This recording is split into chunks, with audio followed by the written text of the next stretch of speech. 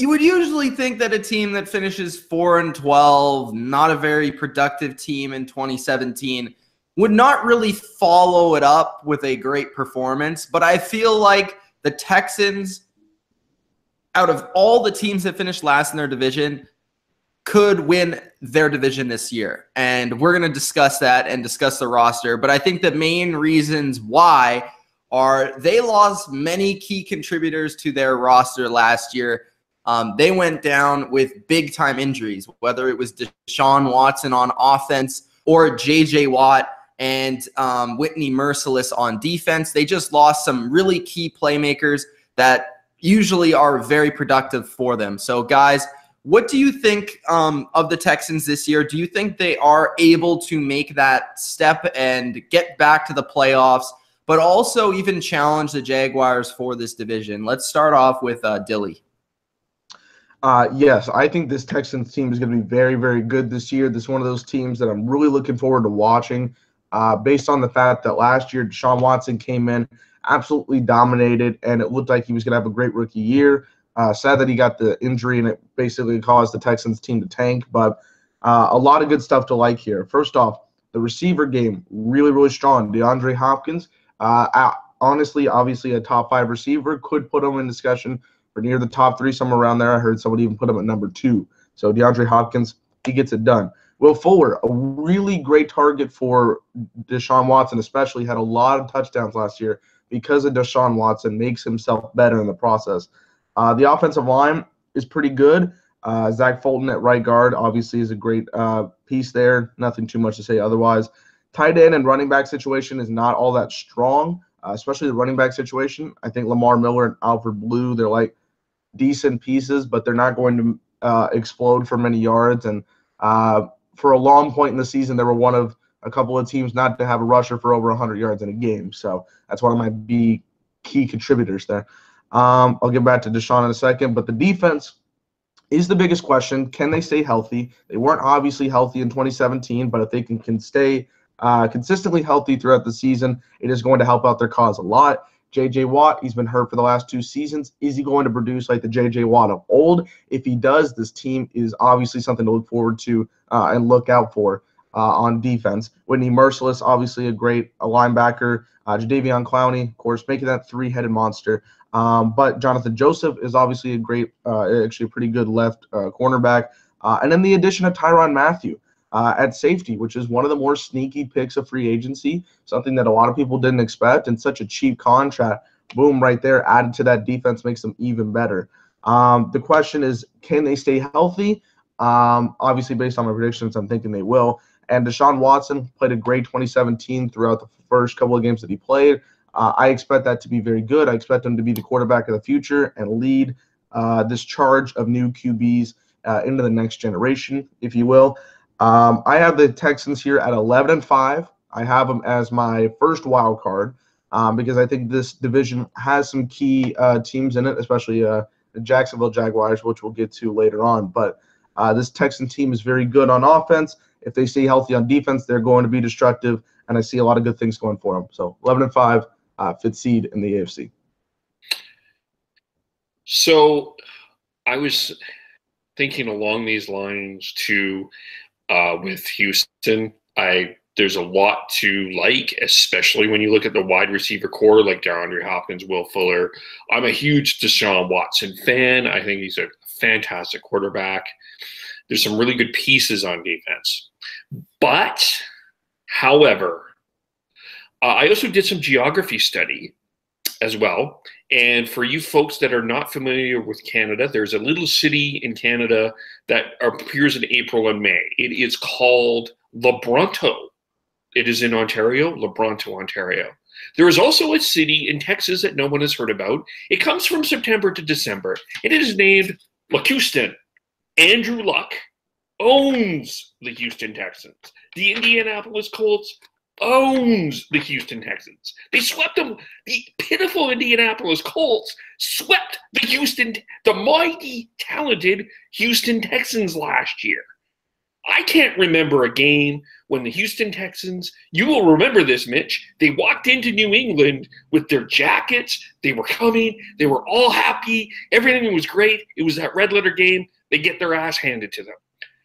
The Houston Texans just simply don't win big games. This defense that you're talking about, Dylan, was 32nd out of 32 teams, by the way, in points last year. But they were also hurt. We are relying on a guy that is all three of them are hurt. What do you mean they were 32nd in defense? J.J. Watt, and I hope he's a dominant player. I love J.J. Watt, but he hasn't played in 2 years. Yes, I agree. Jadeveon Clowney, I think maybe a little bit overrated. I don't know. Whitney Merciless, an outstanding linebacker, no question. Tyrann Mathieu, I agree with you, is a sneaky pick. There's a lot of talent in Houston, but I just can't rely on this team to get it done when it needs to.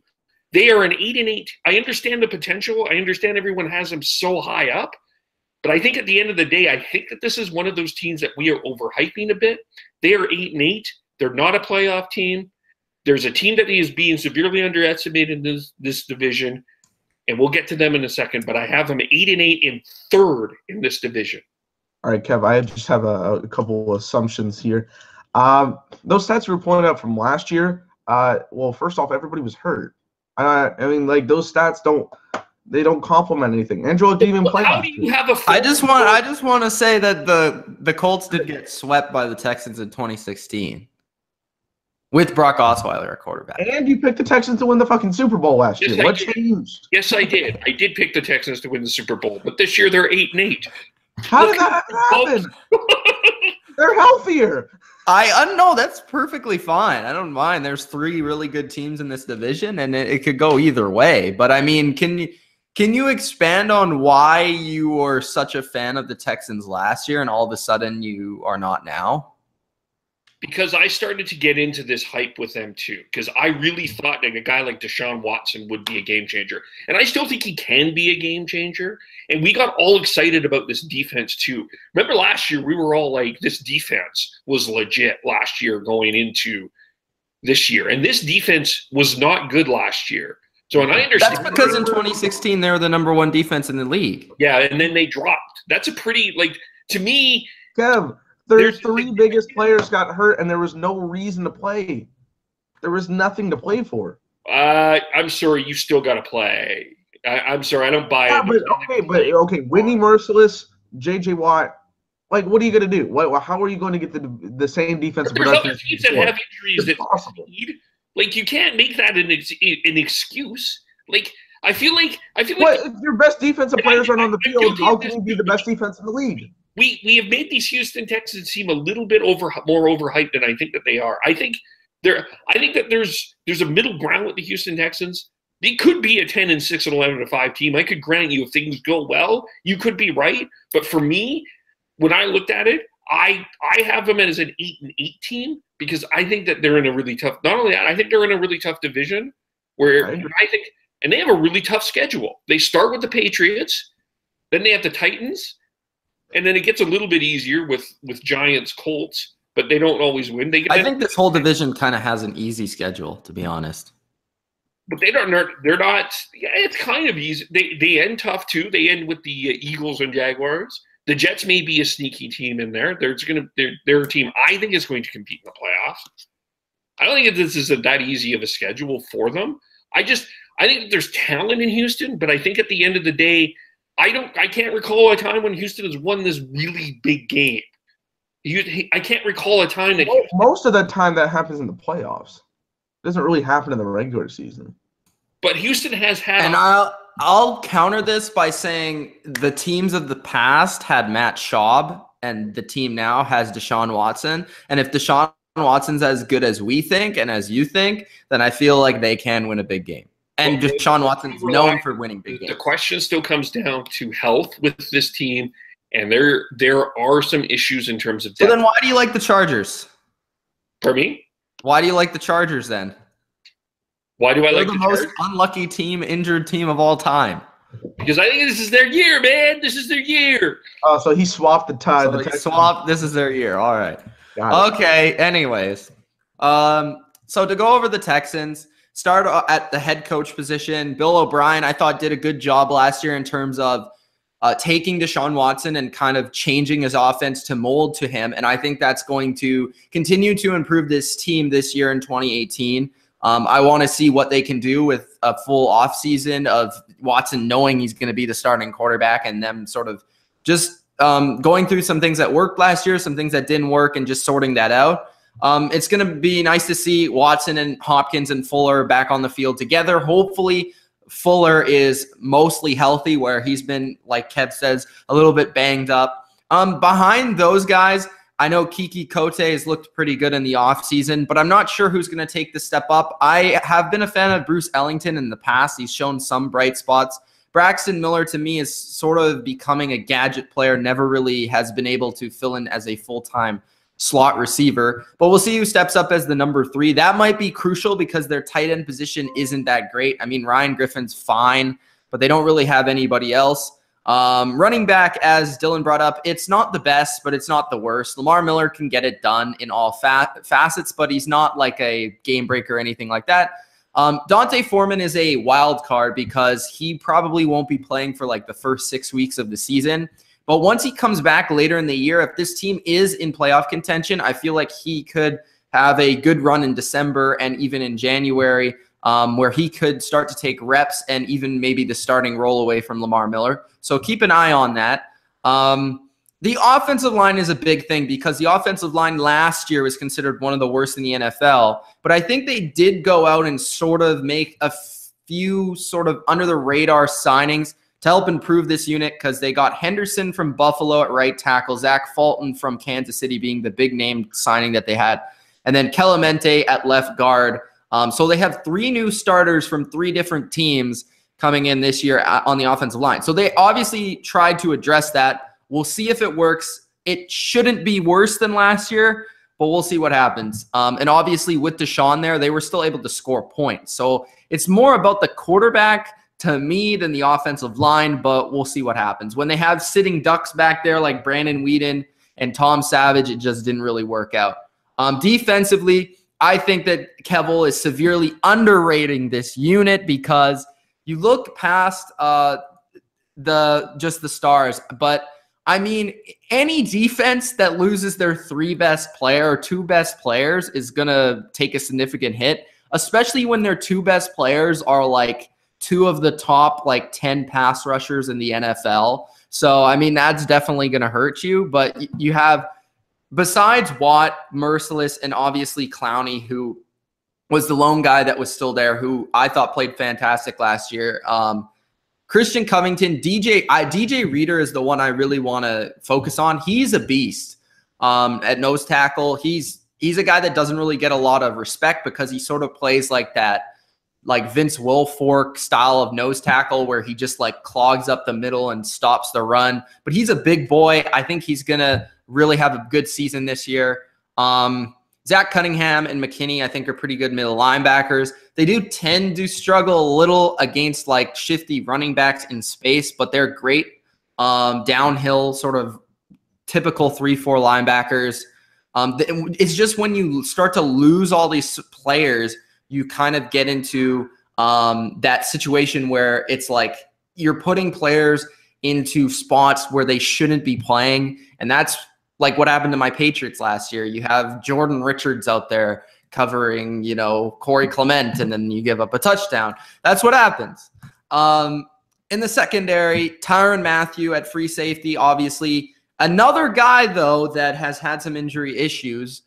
He needs to prove that he can stay on the field, but if he can, he's going to give something totally dynamic to this team, because I think if he's on the field and he's playing at his best, this could totally change this defense. Because not only is this front 7 really talented, but now they have this guy at safety who can play corner. He can match up with like the Edelmans and, you know, the Marquise Lees at times in the slot for against the bigger Patriots, Jaguars teams in the AFC, and maybe do a decent job there. So he can play corner, he could play free safety, and then you have Kareem Jackson's moving over to strong safety. We'll see how that works out. I think that was the right move because he stunk at corner.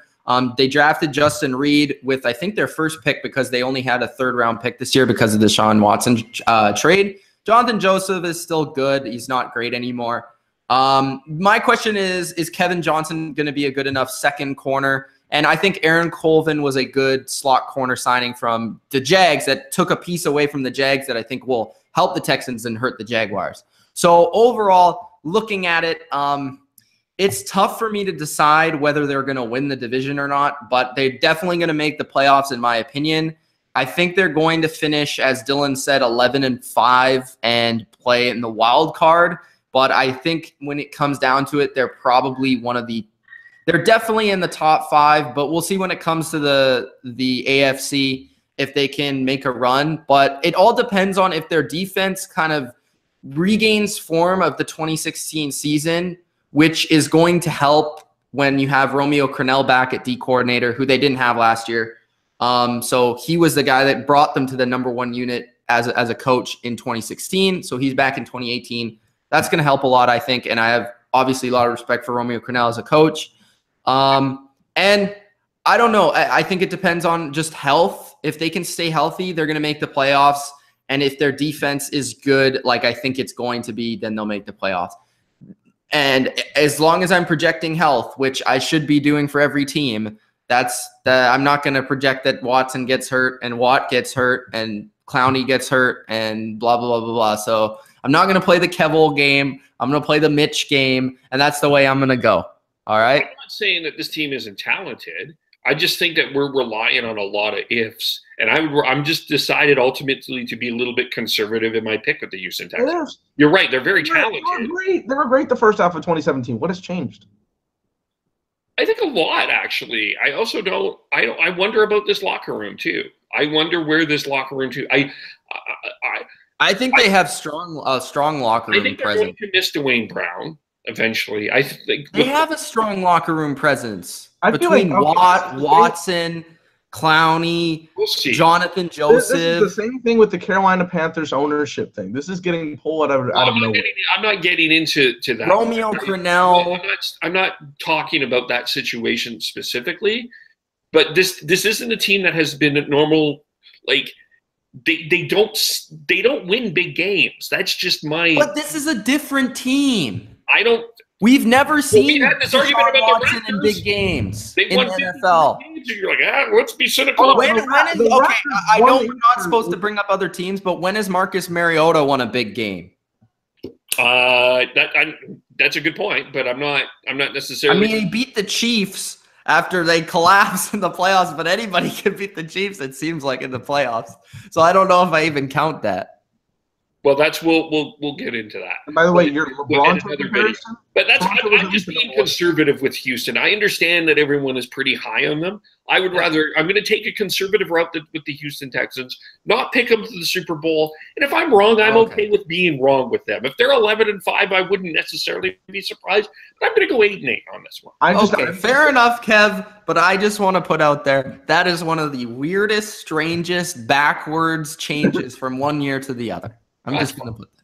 I just want to see the comments on this one. And I don't have a problem with you picking the Texans to miss the playoffs. I don't have a problem with that because I think this division is very strong. So, I mean, that's fine.